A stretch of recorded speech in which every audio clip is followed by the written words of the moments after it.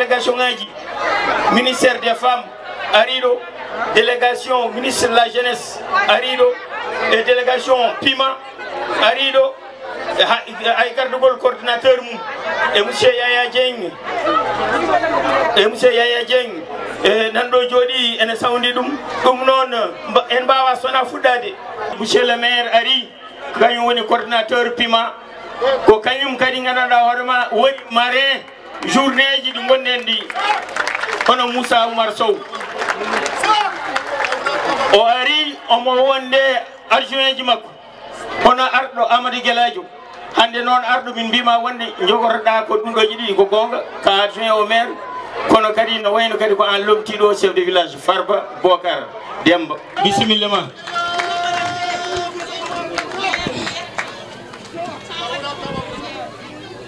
bandiraɓe matawde hande ko min woni à l'honneur hewani ɗo waɗi hokkede konngol laabi ɗiɗi e jondeli baaɗi hono dani weɓani Allah jarama jarama monsieur le coordonnateur du Pima maire de la commune de Walalde emin mbiya on bisimilla emin mbiya on bisimilla e dow inde Farba Walalde mi yiɗa noon junnade e bisimilla o saabu hewani ɗo Farba ƴetti konngol bisimilla junni hen tigui rigui o heewide ko on ngare jaam yonkote jaam minne mi wi on ngare jaam yonkote jaam bisimilla mon e Walalde monsieur le maire de la commune de Walalde coordonnateur national du Pima madame la présidente de la fondation madame Fatimata Gaye madame la deuxième adjointe au maire de Walalde, puisque aujourd'hui ce sont les femmes qui sont à l'honneur. Chers invités, membres des délégations qui sont ici présents. Au nom du conseil municipal de Walalde, au nom de toutes les populations de Walalde, on vous souhaite la bienvenue. Cet événement vient à son heure. Réunir les femmes rurales autour du thème de l'émergence de l'État du Sénégal à quelques jours des joutes électorales. Je crois que le moment a été bien choisi par la présidente pour tenir cette assemblée générale. Sans risque de me tromper, je dis que l'unique initiateur du Sénégal émergent, c'est son Excellence le président Macky Sall. On ne peut pas parler de l'émergence du Sénégal sans ne pas parler les femmes du département de Podor, plus particulièrement les femmes de Walalde. Nous sommes en phase avec vous, Madame la Présidente. Ici à Walalde, les femmes sont dynamiques. Je dirais très dynamiques. Les femmes du quartier Demadado, les femmes du quartier Ballel, les femmes du quartier Naoudé, les femmes du quartier Boingel, les femmes du quartier Saloubé sont des femmes très dynamiques, très engagées dans le cadre des activités du développement. Et je sais que toutes les femmes qui sont aujourd'hui réunies sont unanimes, sont derrière vous, Madame la Présidente, pour qu'ensemble, vous œuvrez pour un développement harmonieux, pour un développement dynamique de la commune de Walalde, aussi du département de Podor. Somi hanni do faresi o mi wiya ko yettere Allah eden jetta sababu o caggal non salminde dendangal arbe do be dendangal teddinirabe jonde nde eden biya ko wonde odo nyalawma hande ko weltare tigiri eden beltani odo suka debbo hono Fatimata Gaye burdo lollirde do Aissata Gaye so woni odon jaade makko madano ma hello taw ko hello wurgu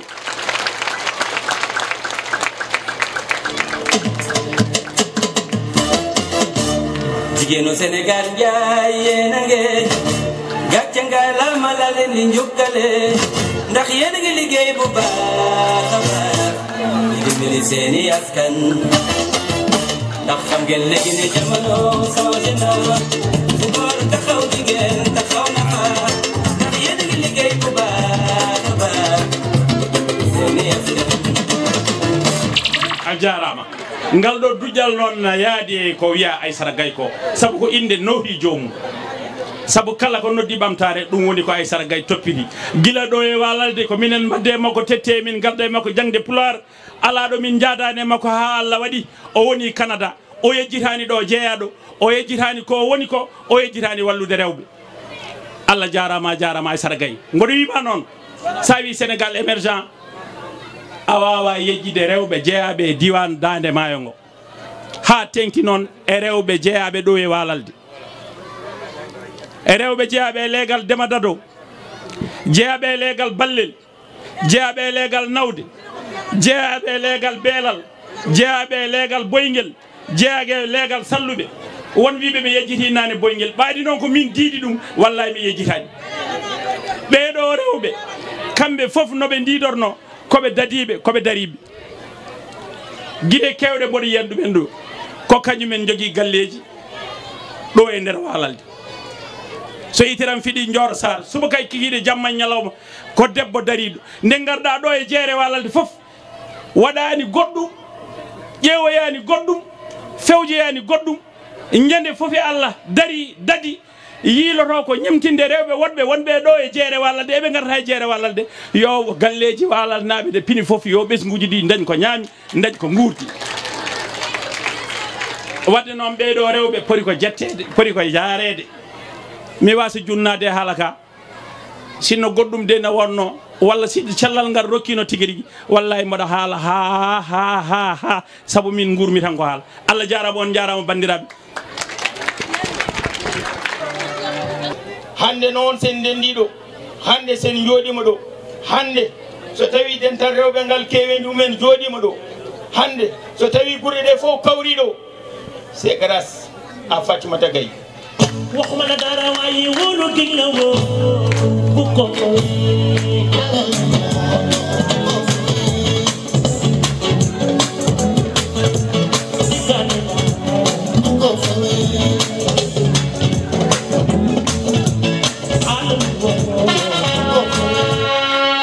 a jaram e nde programme o waɗa ɗo rawani caggal ɗum jaaɗen wocci mbaɗɗen toon forum rewɓe o wi wonde ma en mbattu hirande arore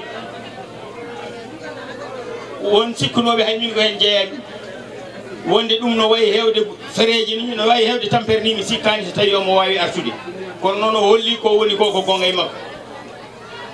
kadi eɗen jette Allah enen wallanaɓe nde woni ɓinguel men mi yejjitani hen siwrenaɓe eɗen jetta Allah nde woni ɓinguel men enen kala sabi ɓiɗɗo baaɗo ni hunu kam e hooram jogiiɗo joom jogii fit jogii pelliral jogii yerliraade kañum fof to woni e woɗɗude ene wakkili ummade toon kame fereeji mum aɗa haa ɗo yuɓɓina geɗe baaɗe ni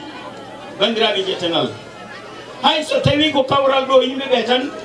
yimɓe kawral ɗo tan jiidira goto fof yiyamo wayruno yiide hay ɗum tan yen mbiyen hen alhamdulillahi rabbil alamin sabi eɗen gandi activité ji ɗi ko pawdirɗe ñande en goɗɗuɗo yimɓe gari ɗo goto ko ɓoyani ko yimɓe gari ɗo goto ñande en kadi yimɓe gari ɗo goto weeɓani artude artirta neɗɗo tan ko sababuji ɓurɗi mawnude ko ɗum artirta neɗɗo ɓeɗo jooɗiɓe ɗe fof ko ɗum artirde ɗumen ɗum noon onon bandiraɓe Allah jarama on jarama onon joguiɓe ngoɗon miijo onon joguiɓe ngal ɗon pellital e arde e mawnindemo kanko Fatimata Gaye e mawnide ñalɗi ɗi e waɗi kadi ñalɗi ɗi ko ñalɗi walalde noon so dañi ɗum ene handi hen mbimi walalde wiyanomo woni hayso wona capital law capital Fouta woni jaahiɗo Fouta ɗum noon so walalde organisé ene hani gandanɗa hoorema kadi gandanɗa organisé kadi onon ɓuure keddiɗe garde ɗe mamin kalon hade makko yettude konngol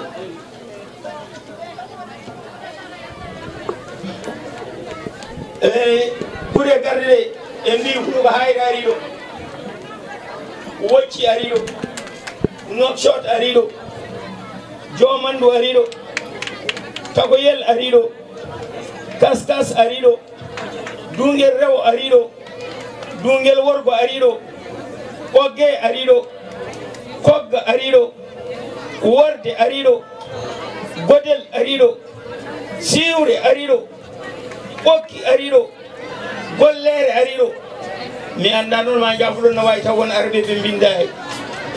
ma jafoɗon e kogga mi haali e babaɓe ari ɗo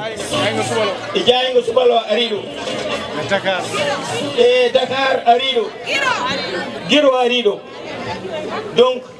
ɗe guure fof gari ɗo dan ɗo jooɗi ne tawtara Allah jarama noon on jarama kadi ko wayni onon furankoɓe nangue hen juuɗe sappo onon gandi heewi tampinde en walla heewi ganduɗa hoorema ustude dañal men ko en mbawa muñde joot so fuɗɗima tan mbiyata ko aha e ɗum de leeli haydara en dañaji aha neɗɗo waɗa e rostade rostala wooda ko ari heddiɓe hen ɓe keɓa tawa ana heɓani ɗum ne heewi hebde en enen ɗum noon caloɗen ɗum hunde aɗato ko karantagal aɗato ko doggu aɗato ko tampere ɓe mbimo muñi cuurki dañe jumri kono so tawi yawi haɓde cuurki ki a dañata jumri ɗum noon tinnen ndewen hen nanggen hen cembinen ɗum ganden ko ɗum waɗete ko waɗete ko fof ko ɓamtare men kala ko daña hen ko enen jeggi koye men faati ɗum noon tinnoɗen daroɗen hen cembine ɗum ha barke o ara so ari tinen ari ɗum noon madame la présidente bisimilla ma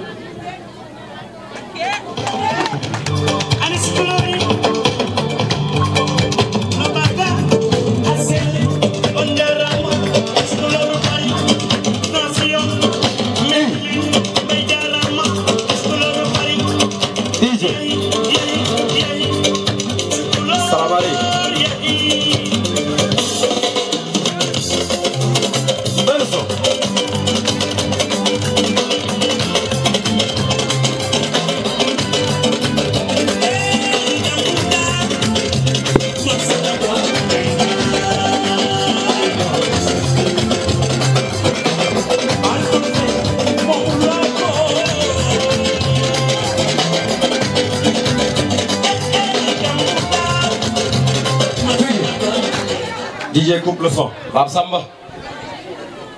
hade farmata walla aysata haalde ko min haalata min addiɓe ko haalde rabbi shrah li sadri wa yassir li amri wa hlul uqdatan min lisani yafqahu qawli baga lamba jara jasa salluɓe sambiran gon ka ali pate baga udda jura anna jogoɓe tigi tigi ka tan camma be ala sire ka debbo mo wasi wayre tungilelel jeeri fulɓe so tawi weli on mbawon kelle mon dow coupe le son hewani ɗo haalde monsieur le maire Émile Zola meeɗi wiide tout au début de son ouvrage intitulé Germinal oui il a fallu que je parte dans les mines de Montsou découvrir le quotidien des peuples pour revenir rédiger un ouvrage ou une œuvre réaliste arɗo Amadou Gueladio haali ɗo o limti ɗo leeɗe ɗe o haali ko fuu hay kumbare foti wadde ko yimɓe ɓe poti jabde ko tagi ɗum noon ko coyniɗo ndiyam tan haaɗi ɗon e lumbiɗo e ndiyam ɗam e lumbiɗo gayni yari o ɓe fof so ndendi ko jarɗo o ɓuri andude ko ndiyam ɗam safara. Mesdames et messieurs, so tawi en denti ɗo pour une deuxième fois ɗo e Walalde à l'occasion du forum des femmes actives pour le plan Sénégal émergent eɗen gandi kay ko gonga eɗen gandi kay aɗum nandi e gonga ni kono hadayam tottude oɗo konngol en haala mami haalan on gueɗel gotel ngel gundo wino gundo meeɗi wiide min laamam ngu hay goto ardota kon laamam ngu hay goto sawdota kon laamam ngu kadi hay goto heedata caggalam ene yaɓɓa laacam. Monsieur le maire, par ma voix la communauté insulaire de cette île Amorphile, jadis appelée une île Amorvite. Yimbebembi, c'est vous, uniquement vous, vous seulement qui jusque-là avez travaillé, travaille et continue encore de travailler ou à travailler.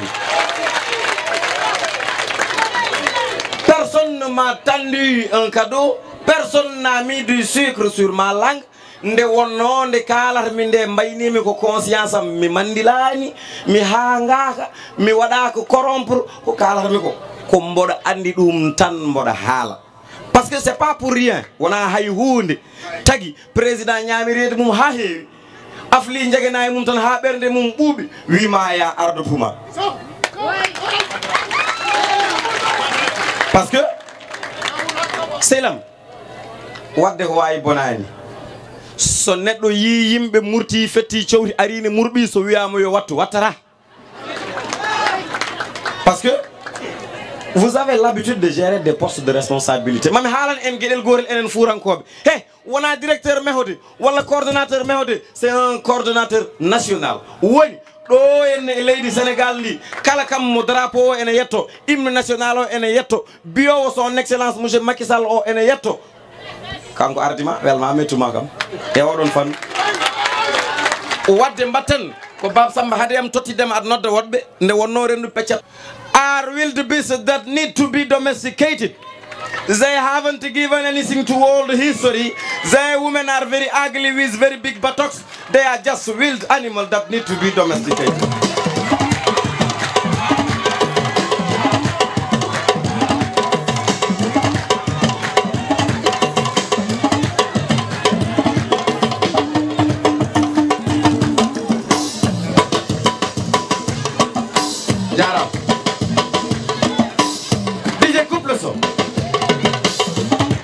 couple son wadde farmata walla Aissata ɓadomi ɗo mi jagganma ko jam tan dañata sawdomi ɗo lira kawma daroɗo kaw ko jam tan dañata an sa dañi bone bone waɗat daroɗo ko jam tan dañata haal minani yo minani lamdale jam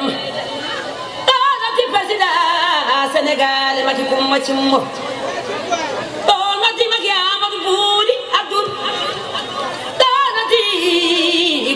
maji tembe funebe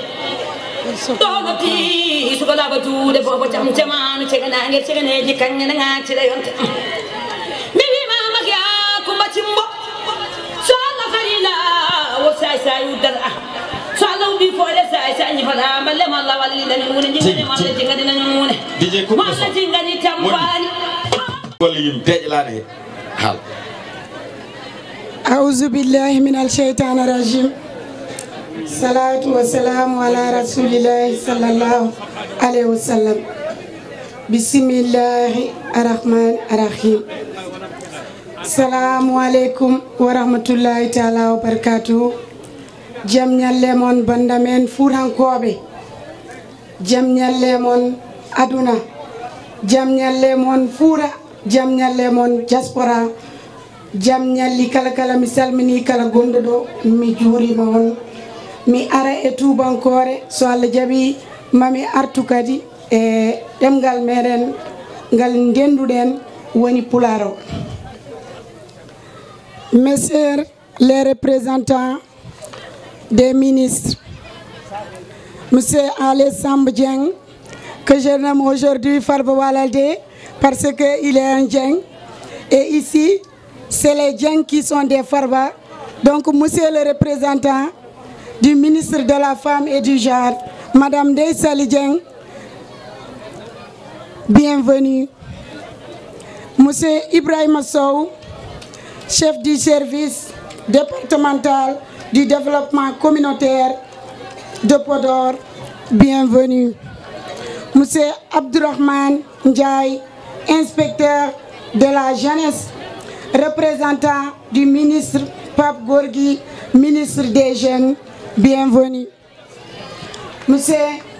Moussa Oumar Sow, maire de Walalde, coordinateur national du PIBA, bienvenue.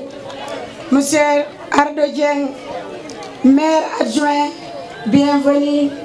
Madame Oumou Dialta Bekome, deuxième adjointe maire, bienvenue. Monsieur les sous-préfets, monsieur les autorités, mesdames, messieurs les invités. Permettez-moi en cette occasion solennelle d'adresser mes vifs remerciements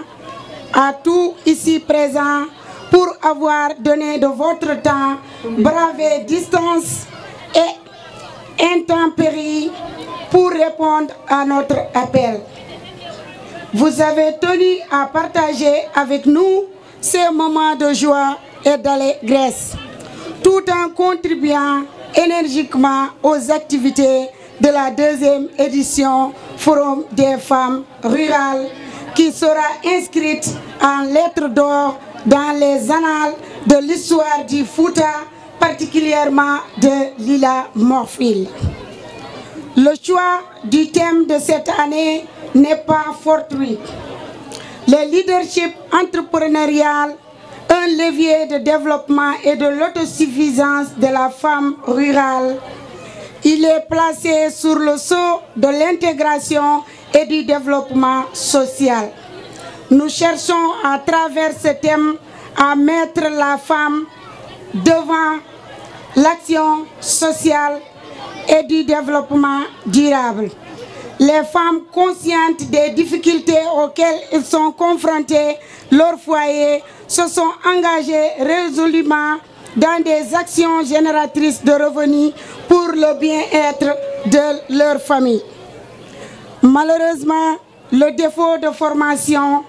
et la modicité des financements sont les causes principales du retard observé dans l'accroissement de leurs activités, même s'il faut reconnaître que l'État fait des efforts considérables à travers les politiques et mesures sociales telles que le PIMA, ici présent, le DER, aussi les ministères des femmes et des jeunes, le ANPEJ, ONFP et d'autres. Aussi, leur retard s'expliquerait par le manque d'activités génératrices de revenus quotidiens et mensuels. À cet effet, la Fondation et le mouvement des femmes rurales actives pour le plan Sénégal émergent s'est engagé en faveur des filles et des fils du terroir pour la satisfaction de leurs préoccupations qui restent les mêmes d'une contrée à une autre. L'occasion ne pouvait être mieux choisie pour promouvoir les actions de portée générale pour encourager l'esprit d'unité et de vivre ensemble. Et nos 116 cellules ici présentes, réparties dans 116 villages ici présentes. La Fondation MHDJ et le mouvement des femmes rurales actives pour le PSE s'est engagé aussi à une guerre sans merci contre les réelles menaces de famine qui présent sur nos communautés déjà sécuées par la paupérisation, l'ignorance, les maladies, les conflits sociaux qui ont pour racine des mauvaises pratiques que nous sommes appelés à abandonner ou combattre pour survivre aux mutations socio-culturelles et aller à l'avant. Afin de prendre fait et cause pour l'émergence et intégrer le quota des nations développées. Ces pratiques ont pour mot l'analphabétisme, la dépendance, la discrimination raciale, l'exclusion sociale, le clanisme et des conflits tribaux et ethniques, sans compter d'autres fléaux que le Fouta n'a jamais connus, tels que la drogue. La criminalité des violences faites aux femmes et aux enfants, ainsi que la banalisation de la faune et de Flon. Voilà des défis qui attendent la Fondation et qui sont des raisons de son engagement sur le terrain pour travailler à vos côtés en tant qu'organisation humanitaire et de développement social dont la mission est d'accompagner les femmes et les jeunes dans la sensibilisation, la capacitation dans différentes professions et au-delà. Mettre en place des projets visant à améliorer leurs conditions financières et sociales. C'est à ce titre que nous procéderons demain à la pose de la première pierre d'un centre d'achat et d'exportation des produits du terroir. Nous avons aussi un rôle de sauvegarde des ressources et en général du patrimoine précieux que nos ancêtres nous ont légué et que nous devons entretenir à tout prix pour la postérité. L'exclusion et le chômage encadrent un délitement des valeurs et des raisons de vivre qui se traduit notamment par la montée de la délinquance et de la violence. Chers frères et sœurs, habitants, hôtes et étrangers qui vivaient au Fouta, les valeurs de civilisation qui ont jadis fait notre fierté sont donc en train de se développer dans des pathologies collectives telles que la drogue. Ainsi, pour combattre ces fléaux, il nous faut proposer aux jeunes la formation aux différents métiers adaptés à notre environnement naturel et socio-culturel. L'enracinement à l'ouverture pour être un rendez-vous du donner et du recevoir. À cet effet, nous invitons toute bonne volonté à nous rejoindre dans ce travail alléchant, ce pari osé, mais réaliste et réalisable, dont le seul but est de donner un meilleur sort à leur vie et de leur permettre de croire à un avenir plus radieux. Nos actions sont placées sous le signe du changement, avec une nouvelle mentalité de tolérance, d'intégration et de cohabitation pacifique. Et nous devons être au premier loge dans ce combat des valeurs à l'intention de notre cher Fouta, qui restera connu pour la légendaire hospitalité, son amour pour les étrangers et sa solidarité prise en modèle. Les organisations que nous sommes militons pour les initiatives porteuses et cherchent quotidiennement des solutions dans l'optique de trouver avec des jeunes et des femmes les moyens de contribuer à la sécurité alimentaire durable, pensant inéluctablement par une autonomisation économique de nos communautés et la sauvegarde de nos valeurs morales et ancestrales à travers l'éducation, la formation en développement personnel et le renforcement des capacités de nos ressources humaines. Nous remercions M. Alessandre Dieng, représentant du ministre de la Femme et du Genre, pour les équipements qu'ils nous ont donnés. Ils nous ont donné une case de santé au complet ici présent. Moussé Dieng va faire la présentation bientôt. Monsieur le représentant du ministre de la Jeunesse, pour l'appui à la formation des jeunes. Le PIMA et l'ensemble de son équipe pour sa contribution et engagement en faveur des populations. Je tiens aussi à témoigner la détermination de mon oncle Moussa Oumar Sow, que j'aimerais que vous applaudissiez. Bienvenue et je remercie Madame Koumba Ifra Dieng, la vice-présidente départementale. Je remercie l'ONFP, l'ANPEJ, les experts, les formateurs et les bonnes volontés pour les ateliers thématiques et formations fournies. Je vous remercie.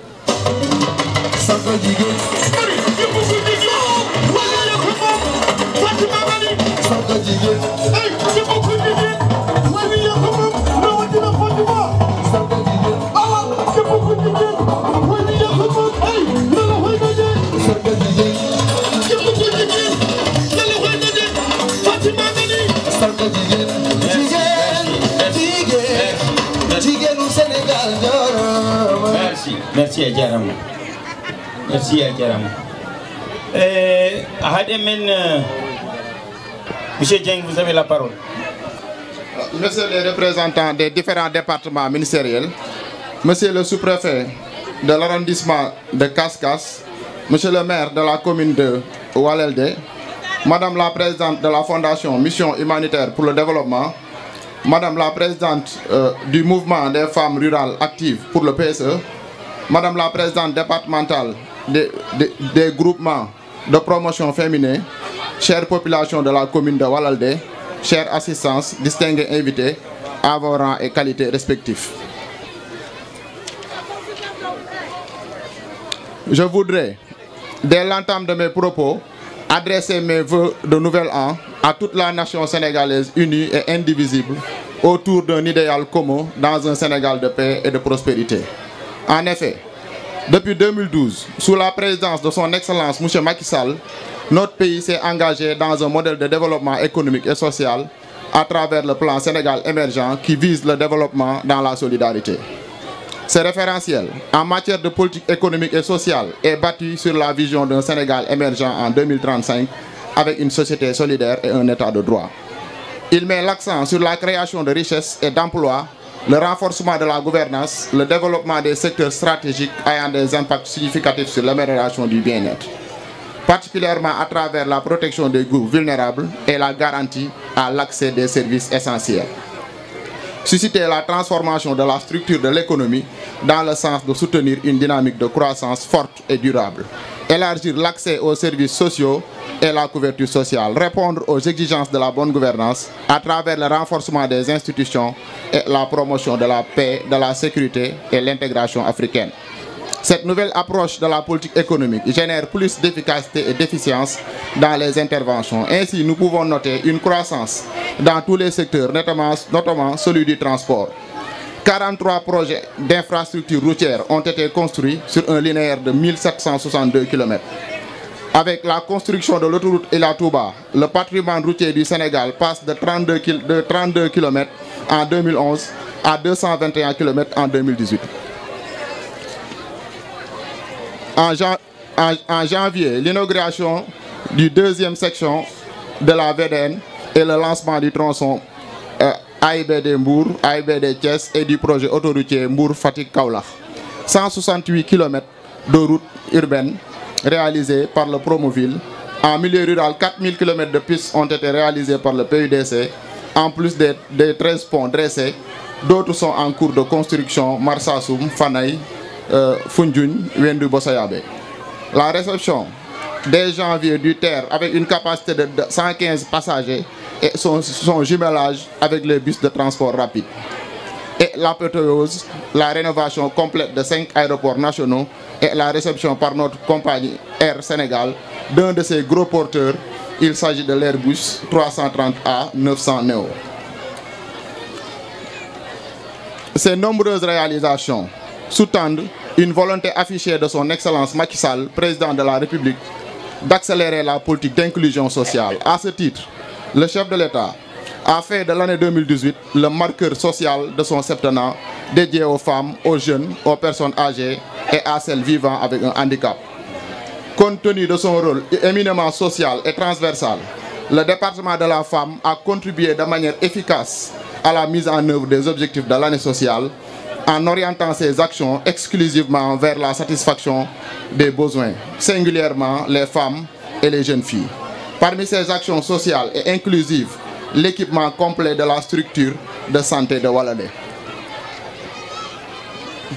Ces matériels médicaux sont composés d'une table d'accouchement, d'une table de consultation, d'une boîte d'accouchement, d'une boîte de pansement, d'un aspirateur de mucosité électrique, d'un tensiomètre, d'un stéthoscope et de 2 lits d'hospitalisation accompagnés de 2 matelas. Je pense que vous pouvez le voir là-bas. Pour finir, à la Fondation Mission Humanitaire pour le développement des jeunes et au mouvement des femmes rurales actives pour le PSE, j'adresse au nom de Madame le ministre de la Femme, de la Famille et du Genre mes vives félicitations et mes encouragements de cette belle initiative. Madame Gaye, Fatima Gaye, demeurez fière de vos origines. Transmettez à vos enfants et vos proches votre leadership entrepreneurial qui a fait de vous ce que vous êtes aujourd'hui. Walalde a besoin de citoyens éclairés, rationnels et entrepreneuriaux pour impulser l'autosuffisance des femmes rurales. Je vous remercie. Ici à Walalde, dans l'île Morphil, nous habitons une zone tout à fait halpoularen. Une zone qui, du début à la fin, défend la culture. Et si l'on définit la culture, Aimé Césaire disait que c'est tout ce que l'homme ajoute à sa nature. Ces éléments contribuent, permettent d'aider à répondre les auteurs ethnocentriques qui avaient dit non à l'historicité africaine. Hegel avait dit que l'Afrique est un continent ahistorique du monde, peuple de barbares aux origines vagues et inconnues.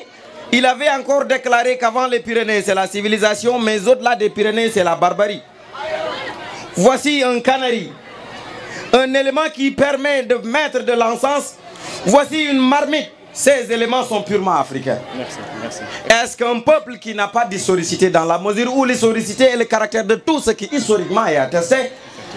pourra émettre des gens qui vont travailler cet élément? Ceci est africain, c'est ce que disait Thomas Sankara. Il dit l'impérialisme n'est rien d'autre que les graines de riz et de maïs qui tombent après le manger. Madame Gaye, si seul on est fort, ensemble on devient invincible. Tigui Tigui, monsieur le maire, ici dans votre commune, ici dans votre village d'origine, ici dans votre département Podor, ici dans votre région, Saint-Louis, la première capitale de l'Afrique occidentale française,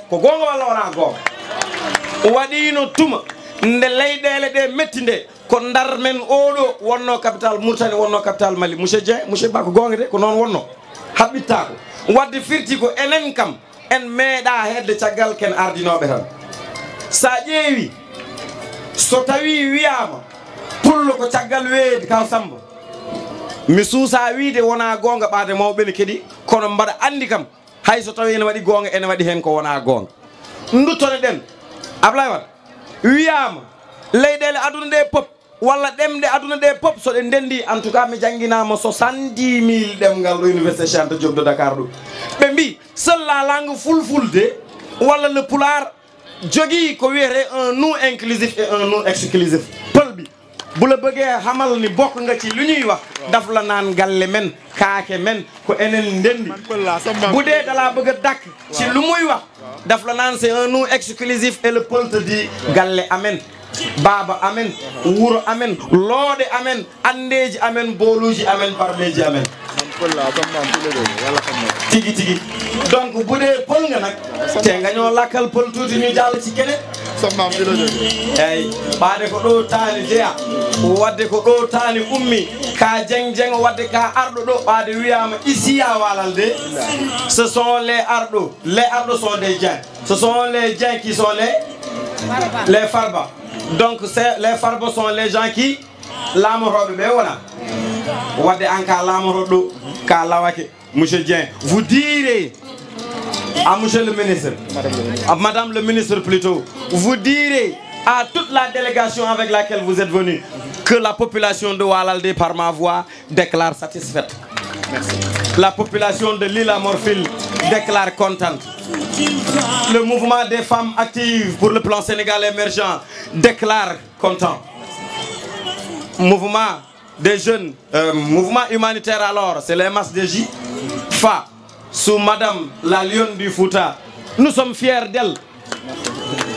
We are proud of her. That lady is a lady coming from Tungilele, Algérie.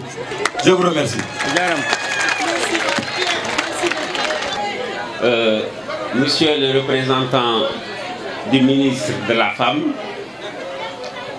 Monsieur le maire de la commune de Walalde, Monsieur le coordonnateur du PUMA, Monsieur le chef de service départemental du développement communautaire, mon frère Sow, chers invités,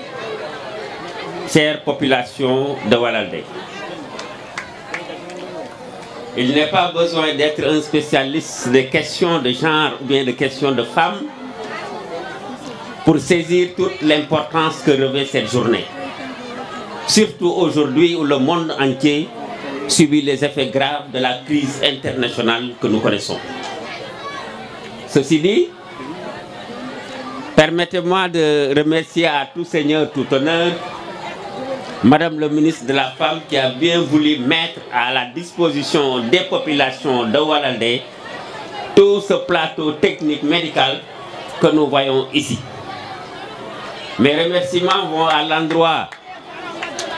de Monsieur le maire de la commune de Walalde,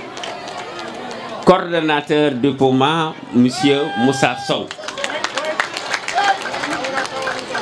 Nous le remercions et nous le félicitons parce que ce n'est pas la première fois que je viens à Walalde. Lors de l'inauguration de la maison des jeunes de Walalde, depuis Dakar, il m'a appelé pour me dire que Ndiaye, on a un bijou à Walalde parce qu'on a une maison des jeunes et je voudrais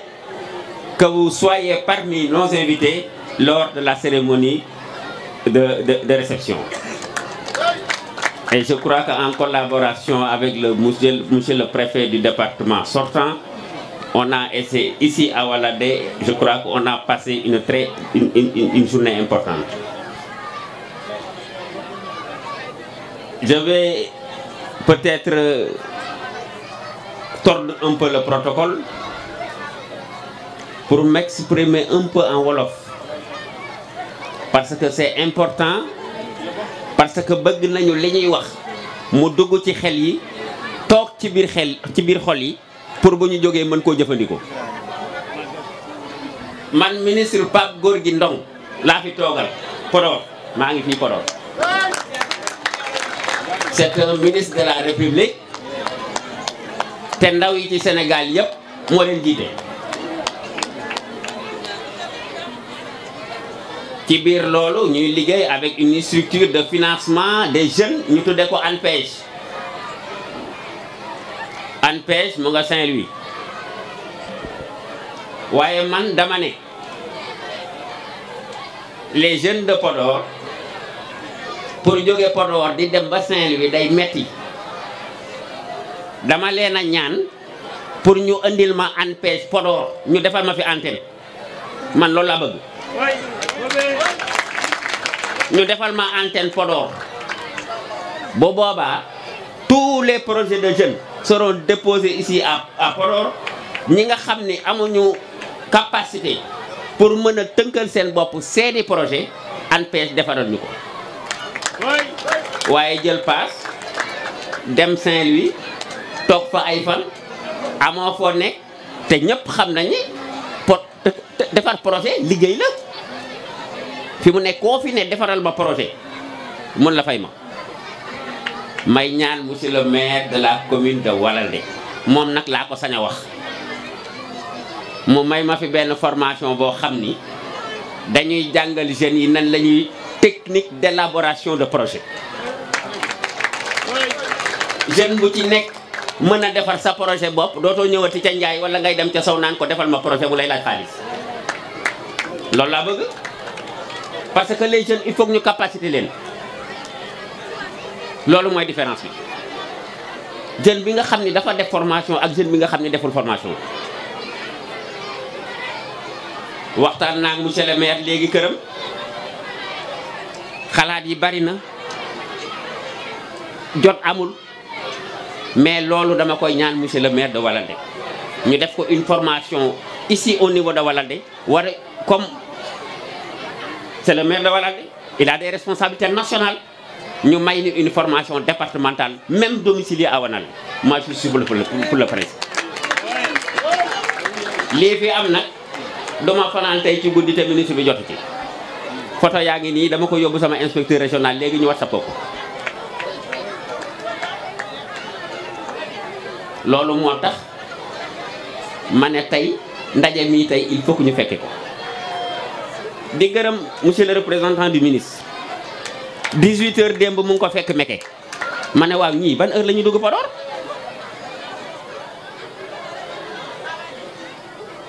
ñu toog ba 1h 2h may déglu ku téléphone Sow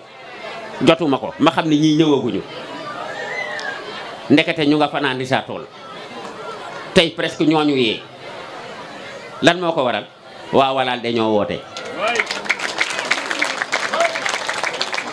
man de dinaa ci gàttal dinaa ñaan ministre bi pour mu ñëw Walandé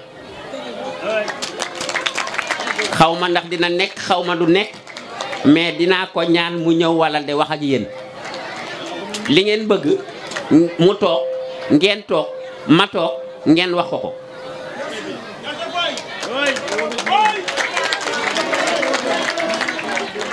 mag ñi nag dañuy faral di wax ne wax du jeex waaye dina sës li duuf ci nag wi xajul ci cin bi waaye xaj na ci cin yi waaw njoobeen yi xam nañ ci dara wasalaam.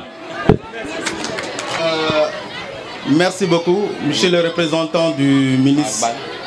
monsieur le sous-préfet de Kaskas, monsieur le maire de la commune de Walandé, monsieur, en tout cas les membres de la fondation, chers invités. C'est avec plaisir que je me retrouve ici parmi vous pour exprimer ces mots au nom de du coordonnateur national de la cellule de lutte contre la malnutrition, M. Abdoulaye Ka, qui avait voulu vraiment être présent ici parmi vous, mais qui nous a délégués pour venir le représenter. Aujourd'hui, nous nous excusons d'abord d'être venus un peu tard parce que nous avons quitté depuis Matam pour arriver donc à Walandé, mais c'est avec un grand plaisir que nous l'avons fait. Notre présence ici aujourd'hui à Walandé répond à aujourd'hui une invitation de la fondation, notamment à Madame Fatima Gueye, qu'on remercie beaucoup, qui nous a sollicité, qui nous a saisi depuis en tout cas les préparatifs de cette manifestation pour nous informer. Et nous avons informé l'autorité, donc notre coordinateur national, qui nous a autorisé à participer. Donc c'est une participation que nous allons faire, une participation technique.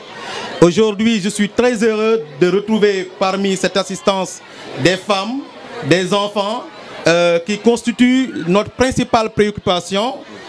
Parce que quand on parle de lutte contre la malnutrition, je pense qu'aujourd'hui, le Fouta, quand on parle de malnutrition, tout le monde au niveau national a les yeux rivés sur le Fouta. Et je pense qu'il faut qu'on déconstruise en fait vraiment cette stigmatisation, j'allais dire. Parce qu'aujourd'hui, nous allons vous le montrer, nous allons vous le démontrer à partir de demain. Nous allons installer à côté un stand qui permettra de dépister tous les enfants, en tout cas qui le voudront, pour identifier les enfants qui sont malnutris et immédiatement les prendre en charge. Également, nous avons prévu d'accompagner aux besoins, en tout cas les femmes enceintes et les femmes allaitantes, par une prise en charge qu'on fera demain. Et Inch'Allah, on partagera avec vous dès demain ces activités et on restera avec vous jusqu'à après-demain. Donc c'est notre participation symbolique et technique parce que nous jugeons qu'aujourd'hui, ces opportunités, ces genres de manifestations constituent des opportunités pour nous pour pouvoir davantage communiquer sur ce fléau de la malnutrition qui n'est aujourd'hui rien d'autre, et je le dis encore, une stigmatisation dans le Fouta, parce que les différentes études qui ont démontré que le Fouta de 2015, en tout cas les malnutritions qu'on avait, aujourd'hui ça a fortement baissé, et là il faut oser le dire. Et je pense que c'est l'effort de toute une génération. Monsieur le maire, je pense que vous avez ici, je ne sais pas si vous le savez, des relais, des volontaires, des associations de relais qui aujourd'hui abattent un travail extraordinaire auprès des mamans, qui aujourd'hui sont au chevet des enfants qui sont dans des situations vraiment extrêmes. Un enfant malnutri sévère, c'est un enfant qui peut traverser à tout moment. Et aujourd'hui, on a des relais volontaires qui sont engagés et qui sont en train de faire ce travail de prise en charge. Et alhamdulillah, on voit les résultats du jour au jour. Et demain, Inch'Allah, on partagera avec vous ces résultats. C'est l'occasion pour nous, en tant que représentants de la cellule de lutte contre la malnutrition, de remercier ces relais, qui sont vos fils, qui sont vos filles, mais qui sont des volontaires, et je pense qu'ils méritent encore une fois une attention particulière par rapport au travail qu'ils font. Vraiment, c'est avec plaisir qu'on se retrouve avec vous, et Inch'Allah, nous allons vous accompagner. Demain, nous allons installer les stands et commencer donc les activités de prise en charge. Voilà, merci beaucoup. C'était les quelques mots que je voulais placer au nom du coordonnateur national de la cellule de lutte contre la malnutrition. Je vous remercie. Nawel Gaye o wimi miñam mbiɗa yiɗi so tawi dewel joli walla ni nden on darnima taw ma haal o wi mbiɗa yiɗi kalana bandiraɓe yo gandu debbo moƴƴo ariɗo dewel jom kadi ko debbo moƴƴo o liggodima e mum e nokku goto Allah waɗi ɗo ɓe liggodiri ɗo ɓe kutodirani kadi yon gandu ala ko welimo sona furankagal ngal, ala ko welimo sona bandiragal ngal, ala ko welimo sona yo en gon ye en ɓuur. Eɓe goni ko heewi e ko mawni to Nouakchott to mo haala noon wasata sabi rewɓe tan rendude ha liggo fodde 200 millions taw ko kañumen tan e nder 25 ans kaɓani dugdani ceertani weeɓani ɗum ɓe mbaɗi ɗum to Nouakchott to e gardugol mabɓe. ɗum noon so on ari ɗo na moƴƴi kadi gandanɗa hoorema teddine kadi ni omo hormi Fatimata Gaye sabi ummade to ummi to o ara hawa yetto en tawa gandanɗa hoorema ne wonde tampere e lor e fof o wakkilo o ara rendude men ɗiɗo ñalawmaji kadi ene hani wonde sabi koye men e jeeya ɗum noon eɗen jettamo eɗen jarnamo eɗen jiyamo kadi bisimilla makko. ɗum noon Madame Diop, vous avez la parole.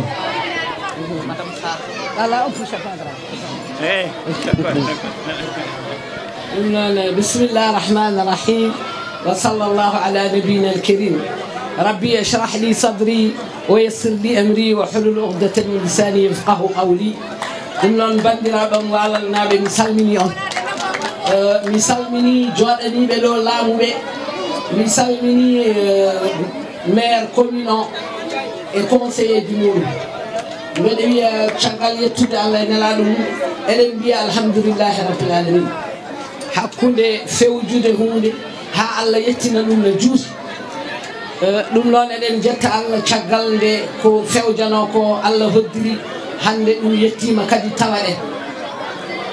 ko wona ɗum ko mbeɗa yetta Farmata Gaye ko ɓinguelam kadi ko sehilam kadi gila ko ɓooyi o wiyata komin woni idole makko gila omo famɗi par ce que minen emin gone pelle ɓuuri hande duuɓi 50 e quelque gila nden Allah no waddimo e am ha Allah waɗi nayumo Canada ha o dañi miijo créde oɗo fondation o rendini hen bandiraɓe hawo créi hen cafe ɗum noon min mbaɗami hen ko vice présidente conseil d' administration international. Donc mbeɗe notori e nden inde mbeɗe notori kadi e inde intégration sous régional holko woni ɗum Mauritanie Sénégal eɗen gandi jiidi yumma jiidi baba hay goto wawa serndu ɗum won kalannoɗo joni wi capital o ko Saint-Louis wonno yimɓe fof ne gandi nden capital o ko Saint-Louis ko Mauritanie e Sénégal ndendi capital o ɗum waɗi minen fof min jibina ko Saint-Louis ɗum noon eɗen jettira ɗum Allah ɗum noon minen yiyande amen Sénégal e Mauritanie fof ko gotum enen fof jiilotoɗen kan ko dadade e darade ha ƴelliten leyɗele ɗe sabu seɗe ƴellitima ko nafoore meɗen enen fof ɗum noon minen ala keerol ene wayno en kaaliɗo formation ngaji jogorɗi wadde formation ngaji jogorɗi wadde ɗi fuɗɗata ɗum janggo ko Mauritanaɓe meɓe limtaɓe ɗo ɓe tatoɓe wonande mino Guèye Siley o expert projet e Atoumani Diop minen fof min gummi ko Mauritanie minen puɗɗata janggo formation ngaji ɗi nde goɗɗum yantoya hen so Allah jaaɓi ko wona ɗum ko lebbi 6 hande emin liggo e ko wiyete plan stratégique noon koko jogori ɗowde golle ɗe tawa koye eɓɓande ene wona eɓɓande duuɓi 3 ene wona eɓɓande duuɓi 5 kono noon liggiɓe hen ɓe il faut dutten ɗumen teddugal saabu ɗananaki ɗum jamma ɗananaki ɗum ñalawma goho e Farmata Gayo min jokkodire mum e WhatsApp to Canada to 2 e Dawo Ndiaye Dungel min jokkodire mum e WhatsApp 3 e Samba Seck on min jokkodire muɗum kañumne koto Jomandu emin jokkodiri Google emin jokkodire Google Mbaye on woni ko Dakar donc ma won pratiquement yimɓe jeetato lebbi 7 eɓe liggo e ko wiyete plan stratégique woni ko jogori ɗowde golle men e nder duuɓi 3 4 walla 5 ɗum ko janggo min jogori ruttude golle ɗe min mbaɗi ɗe min liggima hen min tongi expert amen e chef de projet amen ko Guèye Siley ko ɗo jeeya kadi na jeeya to banggue woccito woni ko Mauritanie liggotto koye FAO on ɗum noon no jogori kañum ɗowi golle amen so Allah jaaɓi janggo emin jogori hollidde on komin golluno ko so won miijoji goɗɗi goodi min ɓeyda hen mbawen tongude ɗum ɗowa golle men wona liggorgal men saabu hay walloɓe hono wiyeteɓe bailleur de fonds en jiiɗi liggodade yimɓe ko so tawi ene tongi golle e daawal ko ɗum ɓuuri yuɓɓude ɗum noon no yuɓɓirtani so Allah jaaɓi ko noon liggortoɗen on banggue emin ɗowi ɗum emin tambi ɗum en jogui yeruji baɗɗi no kaw Moussa komi wini yeruji baɗɗi ganduɗa nafɗi rewɓe saabu yimɓe cikkata ko so tawi dokkaka ala ko mbawi wonde walla ala ko mbawi wadde neɗɗo noon ko Allah ni addi wiide wallu hoorema mi walluma ɗum noon gaddotoɗen ko wallude koye men nde goɗɗo ara walla en e nder ɗum na teska e nder aduna he foof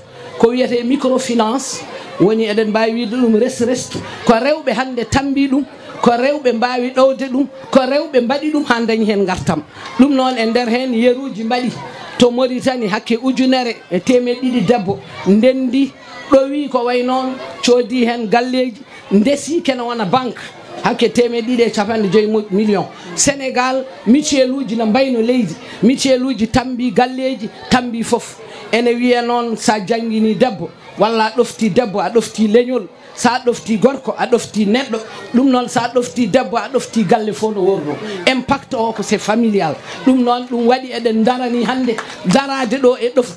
ɗoftude bandiraɓe men rewɓe e dadde wandiraɓe men worɓe derrière chaque homme fort il y a une femme forte ɗum ɗon ko rewɓe ɓe dadiɓe Allah hokki ɗumen goni yummiraɓe goni rewɓe goni wandiraɓe rewɓe mabɓe ɗum noon ko ɗum ko Allah hokki en liggotoɗen e mabɓe to banggue genre c'est une complémentarité gore men fof woda ɗo heddi woda ɗo heedi woda ko jibinani en ɗum noon ko ɗum jinnomi ɓeydude hen ko wona ɗum ko golle ɗe so Allah jaaɓi ko janggo par ce que hiiri je vais faire un petit résumé en français donc je remercie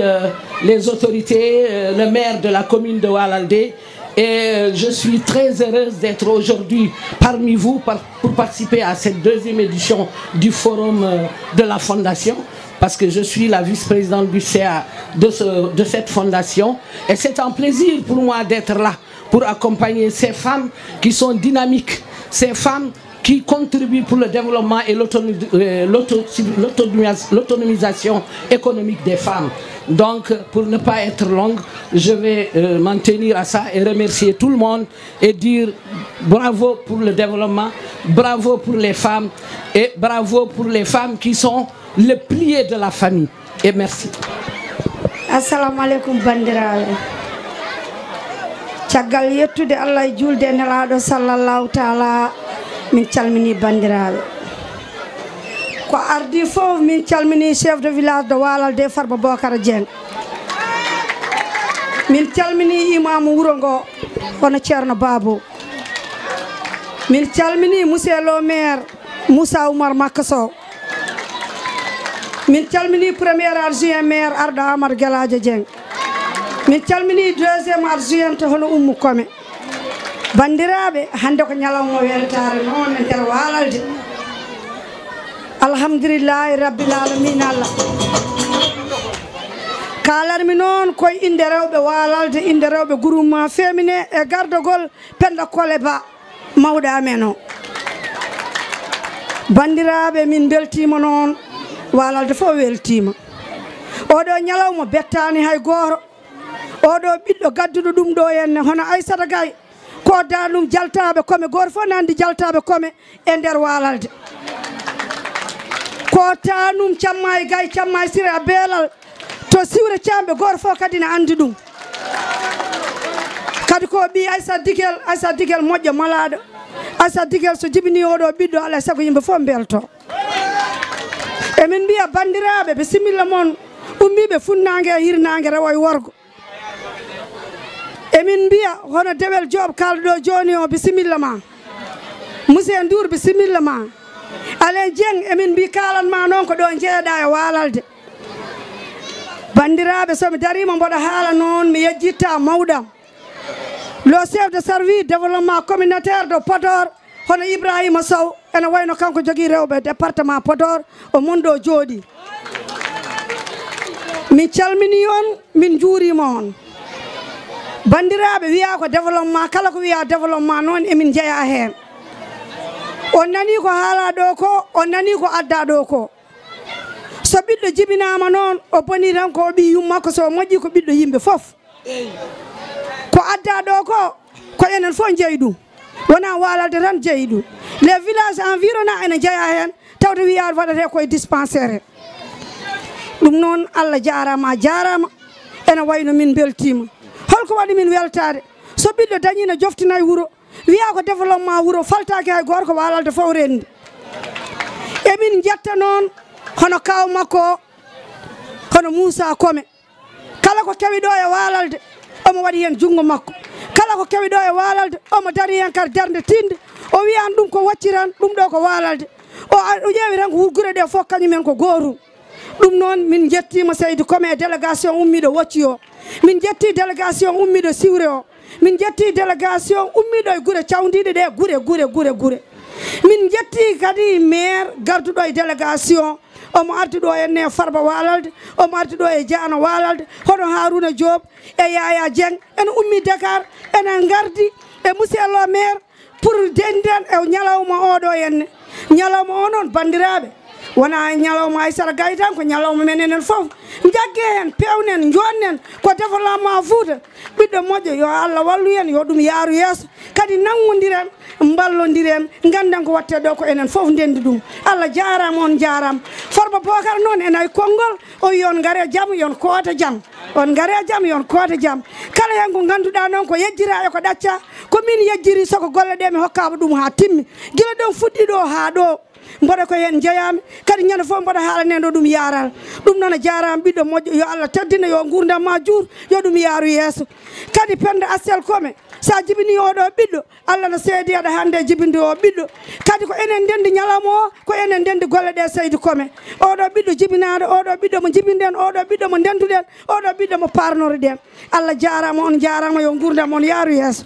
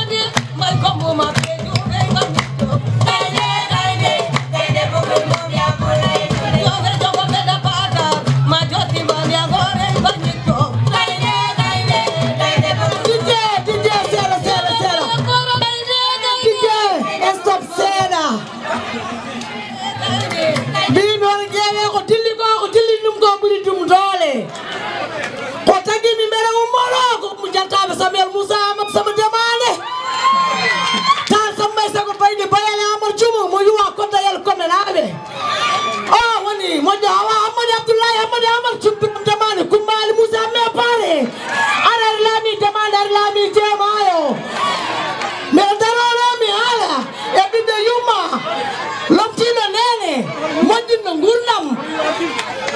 dendaɗo fofof yoni ablayam yoni moƴi so ñalawma o rendi wiyama ko aysara jibril jamma e beelasire farmara ba debbo mo siwrema so wayre tummi nelal deeri tummel fayoɓe alay sago hankkadi yontina haale moƴƴa aysara ummu jaltaɓe samuel moussama sawtamani ñalawma o jeeyi ɗum mo muñani turki dañara julɓe ñalawma o yimɓe fof belama beltima hen albarka Allah en jettini ɗum Allah a salminama on juurama kadi o mbaddama hen duwaw e Aissata Djibril Thiam e Bella Siré Farmara koma e radde fo e tawgal rondo sono daari debbo mbimi nafani so ari gorko jogoro ko pare giƴuɗo en hay paƴe entaɓe mo jogo saabu haade ala ko yiɗi ala ko fittata ala ko yiɗi dañde ala ko yiɗi larde ɗum noon min mbi yo gurdam ma jur gurdam nam no waɗi nafoore on calminama Walalde on calminama délégation arnoɓe ɓe foof mi salmini mi juuri mi yetti on jarama wassalam a salminama merci beaucoup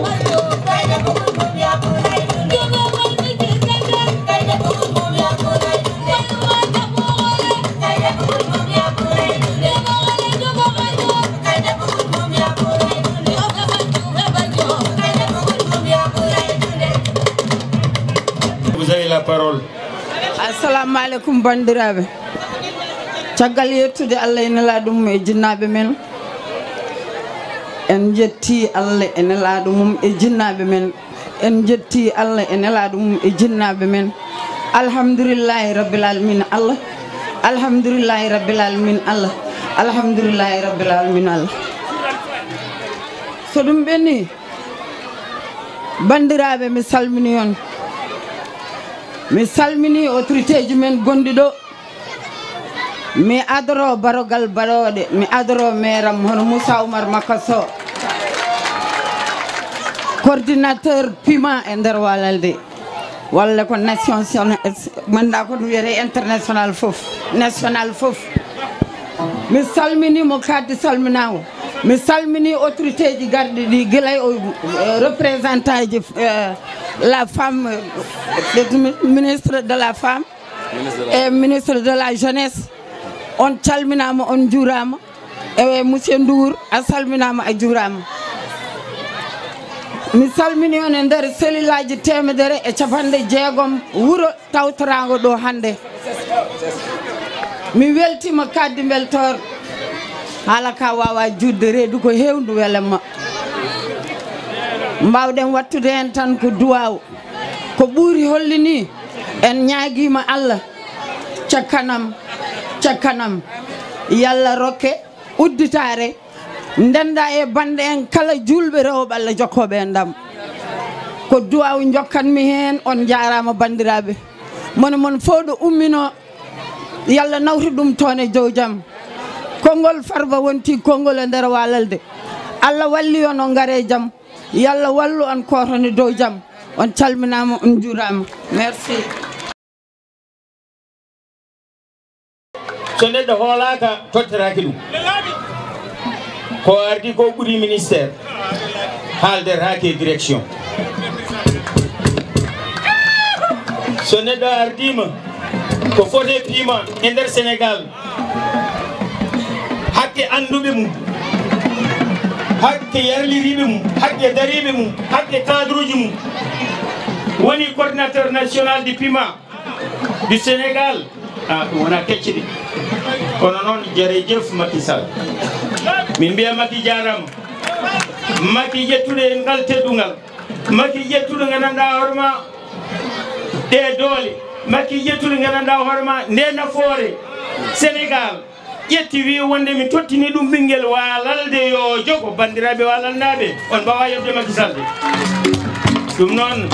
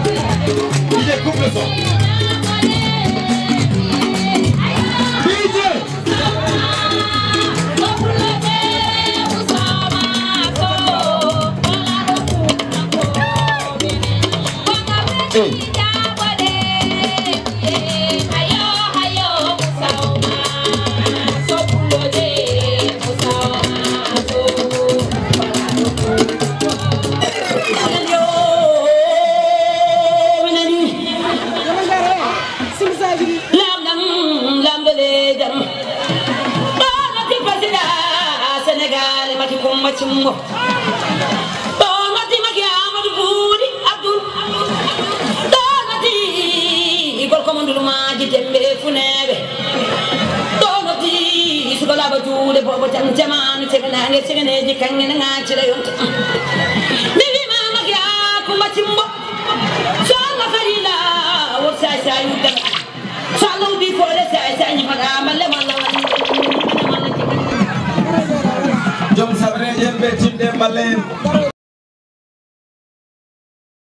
Je ne sais que parler, c'est pour vous que je parlerai. Il déclare, monsieur le maire, ma bouche sera la bouche des malheurs qui n'ont point de bouche, ma voix la liberté de celles qui s'affichent au cachot du désespoir. Min nulaka kono mi waɗi horam nulaɗo sukaɓe fuutay kumbare mamadam ngay lemunna neɗɗo wawi wallude konde fewni hinde neɗɗo wawi safrude konde sellinde saabu so docteur ñawsi safreteɓe ɓe mayat ko noon ñokkan jibi selli wi mbimi mi haalani ɗum autorité ji gonɗi e nder ilamor fil ɗi foof walla mi haalani ɗum autorité ji ɗi keɓmi yettodirde ɗi foof walla mi haalani ɗum kala ɗo danam meeɗi yettade mbimi kadi mami reftane ɗum ɗo so tawi a ardinama ko gardinaɗa ko hoolare ne hen duwaw yummane hen barke bammane hen yidde walal naɓe ne hen kono noon so tawi lingu yari kodde maayo yo yettu Allah e lawƴannoɓe ɓe président o ne wawno hoolade goɗɗo kono hooli ko an président o ne wawno yiɗande goɗɗo kono yiɗani ko walalde nde président o yiɗani walalde ndene kay fuuray kumbare oyaka hen sabu so tawi toute la société wala toute la communauté fulfulde wala toute la communauté halpular rendi woni dénominateur commun mum tan ko la langue fulfulde wala le pular min malama kam pular kam wela neɗɗo metta ɗum ma haale au niveau national so gayni wonko dañƴen ko hay ɗemgal gotal gongal dañani ko pular tan dañi haalede e nder ɗemɗe leyɗele nogas e tawi wela neɗɗo metta ɗum wadde mbi minen sukaɓe fuuta ɓe walla minen sukaɓe ilamor filɓe plutôt minen sukaɓe hakkude maji ɓe min mbima ɓaade an sa haali aɗa heeɗe ɓaade an sa nulama aɗa yettina tinno wiyan min wonɓe toon ɓe wullitteɓe ɓe ɓuɓri wulaɓe nangue jangaɓe ɓe min ma yi so tawi ko jangde amin jangi amin jogui licence uji amin jogui maîtrise uji amin jogui master uji kono min ngala komin liggi min goni ko ɗo tan amin ndema Sékoumar meeɗi wiyede mbete ndemane nafa o wini moƴƴi ha may kono yiɗana Amadou makko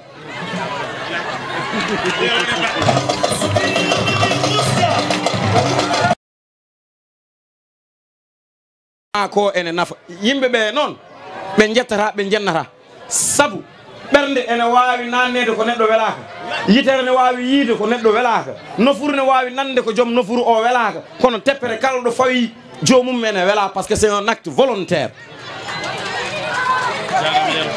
wadde noon walalnaɓe mbi jettima jetti commune o jetti lamɗo leydi o ɓe jetti délégation mo garduɗa o ɓe jetti ɓe ara ɓe gabbimaɓe ɓe jetti ɓe tawɗa ɗo ɓe ko mako yo juut ya laɓal nelaɗo Allah o wadde noon Yaya Dieng ne hoto woni ko Yaya Dieng de mbiɗon kanko ko farba de ko farba walalde ɓe mbi e Harouna Diop tigui tigui ha ɓe mbi ka ɓe mbi ka jagara fo walalde eyyi onon fof oɗon jogui titre uji wadde noon on jarama yo Allah yoɓ moƴƴen ko mon ko ala ko bonata kono yo leel bonde saabu so leeli bonde wonko nafa yo juuh ya ko Sékou Tampé Dine ya laɓal nelaɗo Allah monsieur le maire vous avez la parole.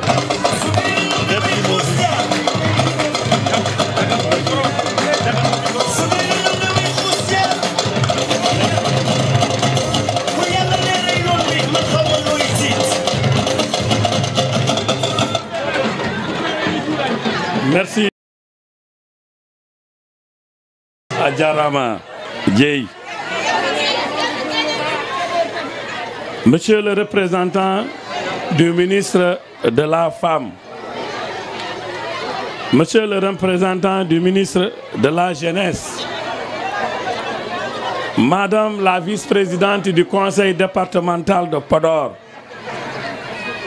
Monsieur et Madame les premiers et deuxièmes adjoints au maire de Walalde, Messieurs les chefs de service, Madame la présidente de la fondation MHDJ, chers invités, chères populations de la commune de Walalde et de l'île à Morphil. La cérémonie d'aujourd'hui, je tiens à le préciser, comporte une double signification. La première, c'est que dans le cadre d'un protocole de partenariat entre le PUMA et l'ONFP, lequel partenariat comporte 19 opérations de formation, c'est aujourd'hui et pour toutes les régions frontalières du Sénégal le démarrage ce 11 janvier 2019. Ça a été fait ici à Walalde. Et par cette cérémonie, nous du PUMA, nous lançons cette opération et nous avons démarré par Walalde. Ce même démarrage est le premier également pour ce qui concerne le volet formation dans ce cadre de ce protocole pour la région de Saint-Louis. Dans le cadre donc de ce protocole, après les premières activités de ce protocole consistent à former 130 femmes des localités de l'île à Morphil. La formation portera essentiellement sur ces sessions de 5 modules choisis en fonction des opportunités offertes par certaines filières porteuses et le potentiel d'insertion offert par les différentes initiatives de développement de la zone. Il s'agit du micro-jardinage, les techniques d'embouche bovine et d'aviculture, les techniques de conditionnement et de conservation de lait et la gestion des petites entreprises. C'est un événement heureux pour mon équipe technique et moi-même. Mon équipe technique conduite par un fils de Walalde en la personne de Yaya Dien, directeur du département développement durable et formation au niveau du PUMA.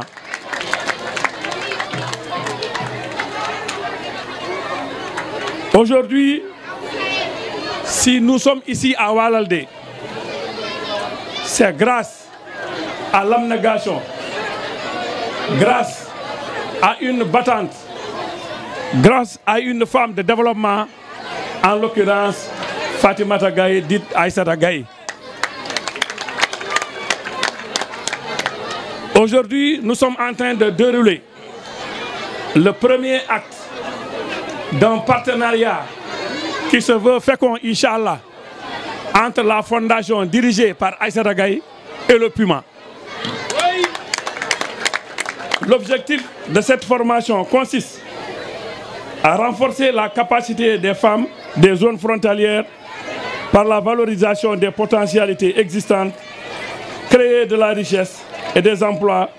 à travers l'amélioration des activités génératrices de revenus.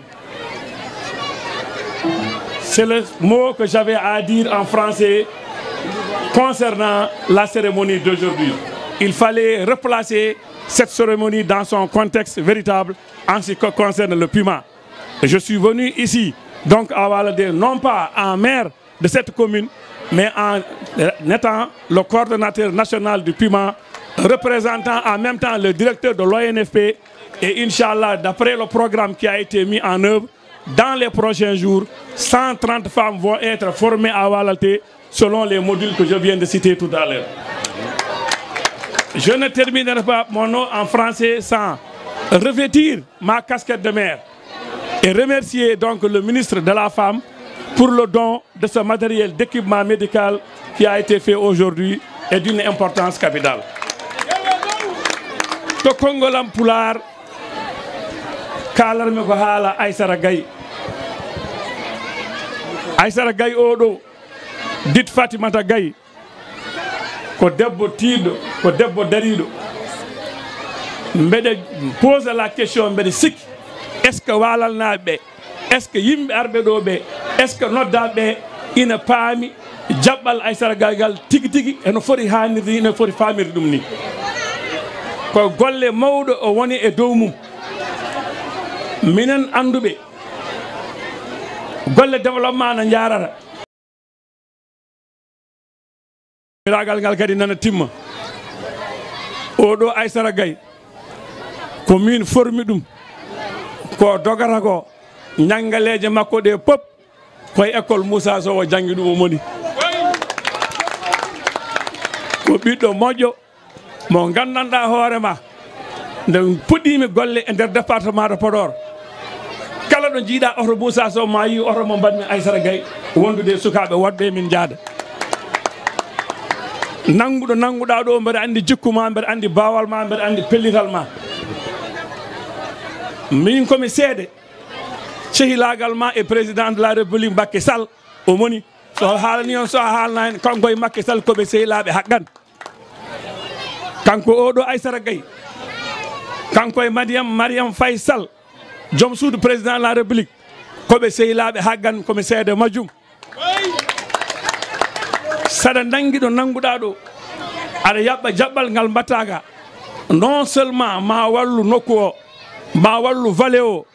kono so Allah jaaɓi an hoorema so weeli Allah mi wona waliw kono to banggal politique mbeɗa sikki koye expert uji jeyami koye hafis uji jeeya aɗa jogui un avenir politique mo gandanɗa hoorema janggo e jaam ma yi ko ɗum nafarma par ce que mbaɗowo développement ne dari ne tinni ina waɗana yimɓeɓe so hunde sohlama janggo e jaam en tout cas hay Canada to gonɗa to aɗa wawi wonde toon député aɗa wawi wonde toon kala ko woni tottede e nder leydi he koko laaɓama yo Allah walle e ngal ɗon jaɓɓal mbeɗa ñaago walalnaɓe e bandiraɓe e sehilaɓe ɓe jaggane Aissata Gaye yallah wallu Allah jarama on jarama